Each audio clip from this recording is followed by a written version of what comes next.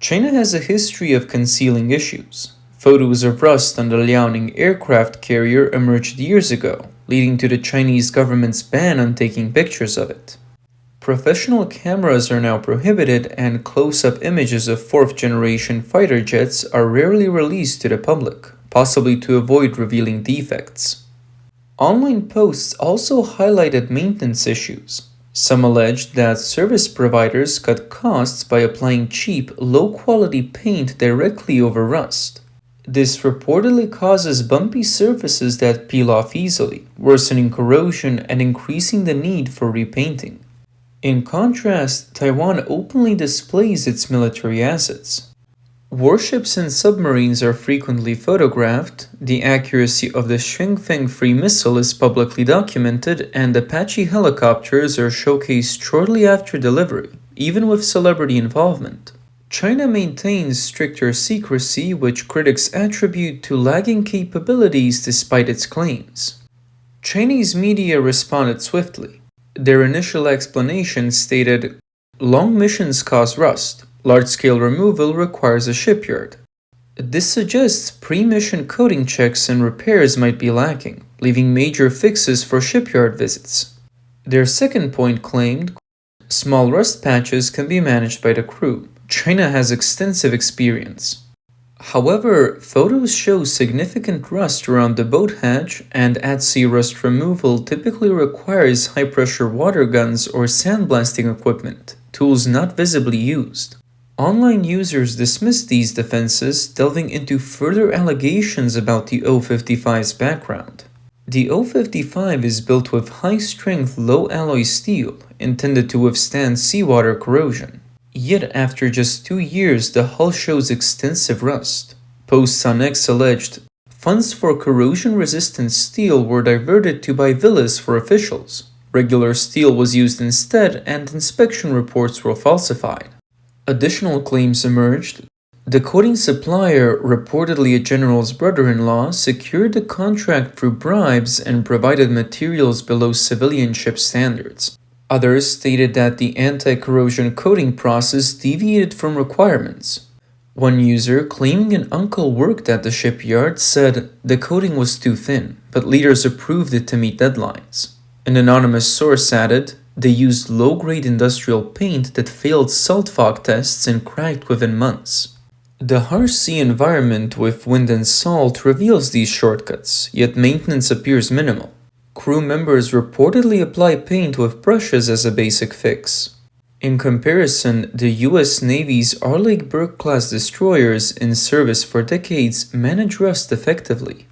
Their success relies on polyurea or epoxy-based coatings applied to precise thickness, regularly inspected with ultrasonic scans. US crews are trained to operate high-pressure water guns and sandblasters, and cathodic protection systems are tested annually, with repairs mandated if issues are detected. For the O-55, reports suggest new recruits lack exposure to rust removal equipment. An anonymous junior officer stated, "Sailors can't distinguish between paint types." A retired soldier claimed, "Paint cans were unavailable. Leaders suggested wiping with seawater." Another user noted, "Rust removal equipment has been broken for years, with no funds allocated for repairs, allowing sea wind to worsen the corrosion." Maintenance relies on manual wiping, while sandblasters, water guns, and electrochemical protection systems remain unused or inoperative. China promotes the O-55 as a 10,000-ton Titan and Asia's mightiest, but its inability to maintain the hull effectively casts doubt on these claims. The Liaoning, China's oldest aircraft carrier, has been in service for over a decade and is undergoing significant upkeep. On February 28, 2023, before sunrise, it returned to the Dalian shipyard for extensive maintenance. People waiting at the dock captured photos with their phones, showing reddish-brown rust spots along the hull's freeboard. Below the waterline, the red paint was flaking off in patches. On the deck, workers used tools in cold, windy conditions to address the corrosion, dislodging rust particles that fell consistently. The ship's side displayed numerous rust-affected areas, with seawater causing some metal edges to lift. Shanghai-based newspaper Wenhui Bao described it as standard for a blue water navy. However, online users commented, is this standard just rusting into scrap metal? Calculations show the Liaoning was launched in 1988 in the Soviet Union and has served over 30 years, long past the typical retirement age for such vessels. Its continued operation has drawn attention. Some online posts suggested it's sustained by sheer determination. The Shandong, its successor, hasn't fared much better. In service for just a few years, photos have surfaced showing rust and burn marks on its hull. The deck bears black and yellow streaks from J-15 takeoffs and landings. An ex-post claimed, "A friend saw the Shandong at Qingdao port. Rust near the tall chimney looked like a roasted sweet potato, and peeling paint fell off with a tap." This newer ship has quickly become a topic of ridicule on the internet worldwide. Online remarks described the Liaoning as running on faith and the Shandong on resilience, suggesting the Chinese Navy's foundation is corroding. The Fujian, China's latest carrier, has faced several issues too. In July 2023, when the shelter over its left side catapult was removed, red and yellow rust was visible. Posts online alleged the coating used was low cost and lacked corrosion resistance. Rust affects all warships to some extent, but China's cases stand out. Steel quality isn't the sole factor. Electricity usage plays a role. Chinese and US warships consume similar amounts of power, yet China's rust more severely. The issue lies in excessive electrical leakage. Radars, missiles, and propulsion systems draw heavy current, and in seawater, electrochemical corrosion accelerates. Steel acts as an electrode reacting with oxygen, leading to rapid rusting. An ex-user, claiming experience repairing warship wiring, stated, "Insulation was terrible and cables were outdated." Another post estimated, for 10,000 watts, the US leaks a few hundred watts, while China leaks thousands, turning the hull into an electric field. The US Navy manages electricity effectively. Its Arleigh-Burke-class ships use advanced insulation with high polymer cables and cathodic protection, directing current to zinc blocks to spare the steel. Maintenance occurs every 5 years, with electricians testing for leaks using specialized tools. If leakage exceeds limits, lines will be replaced. Crews routinely sandblast rust, preventing even small spots. This approach relies on technology and discipline. China labels the O-55 Asia's strongest, yet its rust resembles a scrap pile. This gap highlights technical shortcomings, damaging the Navy's reputation across the Pacific. Some suggest using stainless steel for hulls to prevent rust. While stainless steel resists corrosion, it's impractical for warships. For a vessel like the O-55, a 10,000-ton destroyer, stainless steel lacks the strength to withstand cannon fire or heavy waves. In high-intensity combat, it would crack like a biscuit. Warships use high-strength, low-alloy steel with a tensile strength of 800 megapascals, compared to 500 megapascals for stainless steel 304. A significant difference. Stainless steel is also heavier. If the O-55 were built entirely with it, the ship's weight would increase, slowing its speed and doubling fuel costs. Finally, stainless steel is costly. 1 ton is several times pricier than military-grade steel, pushing the O-55's budget, already in the billions, beyond feasibility. Welding it poses challenges too. Its high thermal expansion can lead to leaks if not done precisely. Given China's technical limitations, cracked welds are a real risk. The O-55's rust is just the surface of broader issues. Deeper investigation reveals significant technical flaws in the Chinese Navy. An ex-post claimed a relative serving on the Nanchang, a O-55 destroyer, disclosed a critical flaw in its keel-locking design.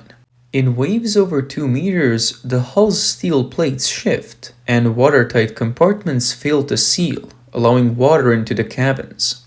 To cope, 20 holes were drilled along the hull's sides, fitted with 20 high-powered pumps running non-stop to remove the water. Photos showed water spraying from the hull like a fountain, drawing widespread criticism. Radar technology lacks too. An ex-post alleged the O-55 has only one 360-degree navigation radar with others fixed in position, limiting their range. Combined with leaks and rust, this has turned the O-55 into a joke worldwide. During one exercise, a vertical launch unit reportedly jammed due to rust, halting a missile firing and disrupting the drill. The O-75 amphibious assault ship, launched in 2019, faced scrutiny from the start. Online posts flagged its chimney design as problematic, predicting visibility and exhaust issues.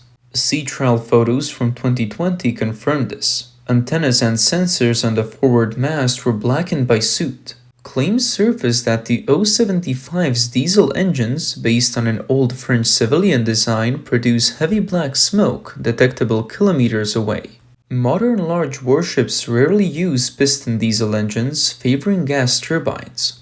The U.S. Navy's latest America-class assault ships use aviation fuel, nearly eliminating emissions.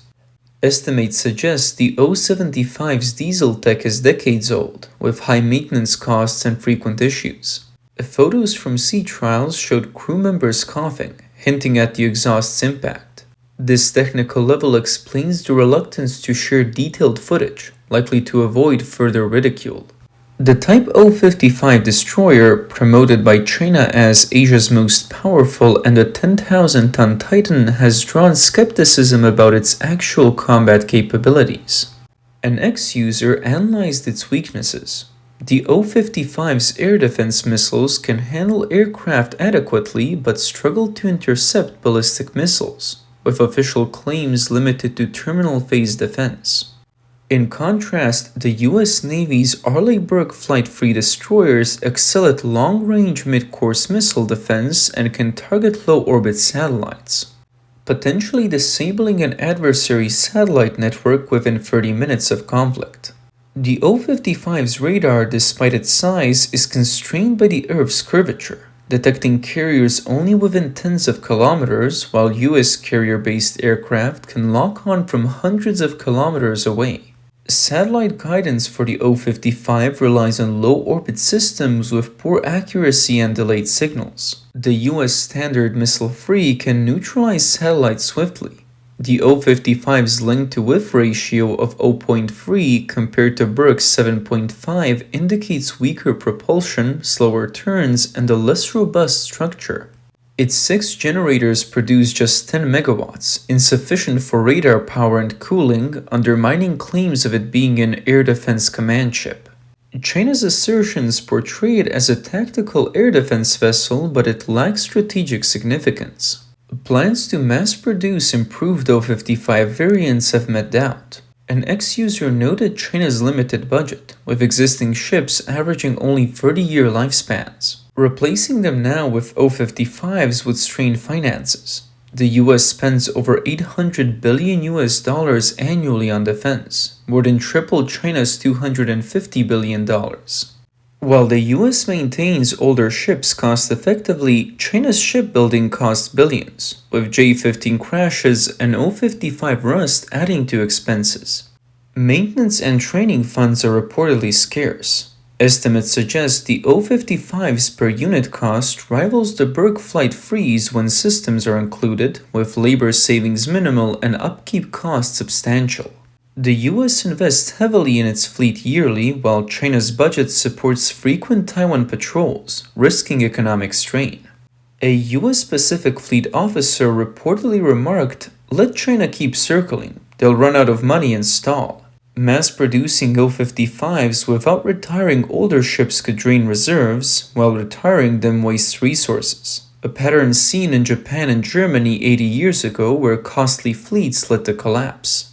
In the late 19th century, the Beiyang fleet invested millions of taels of silver in its ships, but it was defeated in the 1895 Sino-Japanese War due to outdated technology and corruption. Currently, the O-55 destroyer's limited air defense capabilities, losses of J-15 aircraft, and billions spent without combat effectiveness draw comparisons to that historical period. Throughout 2025, tensions in the Indo-Pacific region are expected to increase, with US-Taiwan military exercises expanding and the Philippines and Vietnam watching closely. The US aircraft carrier Reagan continues to operate in well-maintained condition, supporting efficient F-35 deployments. In what ways can China's rusty fleet compare? Online predictions suggest, in a South China Sea clash, half the J-15s crash, half the O-55s fail, and US forces dominate quickly. Analysts note that without addressing overambition and corruption, China's surface fleet risks becoming a naval graveyard, potentially repeating past tragedies. The O-55's rust scandal has sparked global attention. US media highlighted it as evidence of China's limited deep-sea capabilities. Japanese analysis highlighted the Chinese Navy's technical shortcomings and corruption issues as notable weaknesses. French reports echoed this, calling the rust a symptom of systemic naval collapse. German commentary stated bluntly that a fleet costing billions, unable to handle rust, cannot face modern warfare. In the Indo-Pacific region, Japan, as a close neighbor that has long monitored the movements of the Chinese Navy, has been outspoken in its military analysis of the rust issue on the Type O-55 destroyer. Some Japanese defense analysts have bluntly stated on social media and forums that the rust on the Type O-55 exposes a critical weakness in the Chinese Navy's vessel maintenance. They argue that the so-called title of Asia's strongest is nothing more than self-promotion and fails to conceal its technological shortcomings. Neighboring countries joined the critique. A Philippine naval official stated, "We thought the O-55 threatened the South China Sea. Now its rust seems the bigger issue." Vietnamese media added, "China's navy aims to flex in the South China Sea, but its hulls surrender first, unable to intimidate fishing boats." A Singapore think tank suggests that the O-55's rust eases regional fears, with the Indo-Pacific balance unchanged by China's naval growth. The US-based Center for Strategic and International Studies noted the O-55's flaws show China's navy is far from challenging US dominance. Online analysts framed the O-55 scandal as a gift to the US, UK, and Japan, tilting Indo-Pacific power dynamics. Amid the rust controversy, China's naval expansion ambitions face growing international skepticism. A future South China Sea conflict could see the O-55's corroded hulls, jammed missiles, and failed radars overwhelmed by US carriers, leading to a complete defeat and territorial losses. The O-55's issues reveal critical weaknesses, inadequate technology, and persistent corruption, rendering the Blue Water Navy goal a distant illusion.